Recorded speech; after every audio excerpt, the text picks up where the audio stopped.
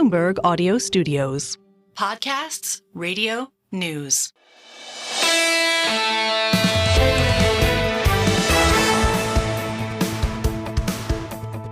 Single best idea and a plethora of people to speak to on a Monday. Team doing a great job over the weekend and even during the show of, ripping things up. We cancel people. When you come on surveillance, you could get canceled based on breaking news. We had Ken Leon on from CFRA, just brilliant on the shareholder loss potential at Paramount. I really don't understand the transaction other than there's a whole private party with the Redstone family and their public shareholders that are a little bit upset, to say the least. Thanks to Ken Leon for that. Lots to choose from today. We had to go with Dan Ives. He's a piñata, and a bright, colorful one at that, for a lot of people that are tepid on technology, gloomy on technology. He is the uber bull on technology, and of course, on a broad perspective of 3 years, 5 years, 10 years, he's been right. I asked Dan Ives about AI, and I get it that it's going to be enterprise, ChatGPT, computer people productive. But when does retail, like through Apple Siri, actually use AI? For legends like Keene, you won't see that till 2025 from a consumer perspective. The enterprise is where the AI revolution is happening today. But ultimately, Tom, I think the important thing is when Apple embraces AI, as Google embraces AI, that's where you're going to now start to see that to consumer from an app perspective, from a technology, and ultimately even from an AI perspective, things like FSD. Our Apple coverage Thursday. Look for that. Amazon on Tuesday as well. The shock of Google and Microsoft, and even the rebound of Tesla off the last couple of days and Mr. Musk's trip to China. Tesla up sharply as well. So Amazon on Tuesday, and then Thursday we get to Apple as well. It was a joy to speak with Tina Fordham. She's with Fordham Global Insight, and she is, I mentioned this during the interview, the only equivalency I can see is Leslie Vinjamuri at Chatham House, where these are Americans in Britain with a true visceral transatlantic feel. Another person that has that is Christine Lagarde at the European Central Bank, with her work obviously for her France, her schooling in high school around Washington, and of course with Baker McKenzie, I believe it was, the law firm in Chicago years ago. So the transatlantic thing helps.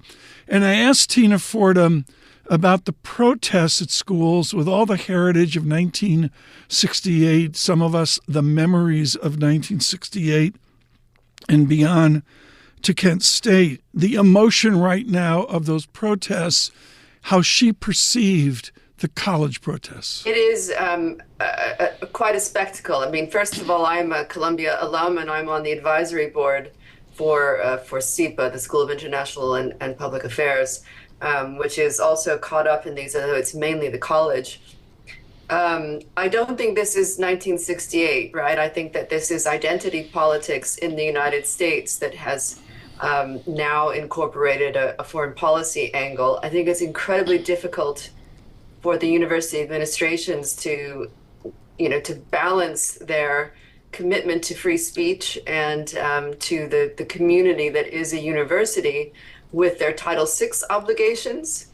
They've got to protect students, and the whole spectacle seems to me, and I sit in London, where I have for a long time, to be a culmination of the culture wars, and in some ways the TikTokification of very complex issues. Tina Fordham, and we thank her for those comments and her commitment to Columbia University. She's with Fordham Global Insight. It's a start to an eventful week. I mentioned Amazon on Tuesday, Apple on Thursday. Sandwiched in between is a small matter of a Fed meeting. We'll do the Fed Decides. Lisa Abramowicz, Jon Ferro, and myself will wax philosophical. No dot plot adjustment, no forecasts.